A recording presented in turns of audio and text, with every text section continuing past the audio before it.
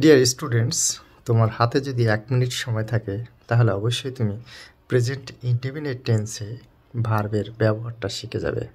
Let's go. আমরা জানি present indefinite টেন্সে structure subject plus verb on plus object, but একটা বিষয় কিন্তু প্রেজেন্ট ইনডেফিনিট টেন্সে আছে, সেটা পরিষ্কার করার জন্য আমি এখানে যতগুলো প্রোনাউন আছে সেগুলো লিখেছি। আই ফার্স্ট পারসন এবং সিঙ্গুলার। I play football.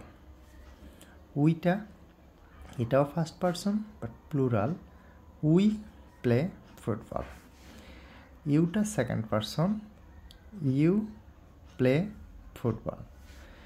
দেটা third person plural, they play football. এখন প্রশ্ন, কোথায় আমাদের ভার্বের সাথে এস বা ইএস যোগ করতে হয়? He third person singular, he plays football. শিটাও third person singular, she plays football. It plays football. আশা করি সবাই বুঝতে পেরেছ। ধন্যবাদ।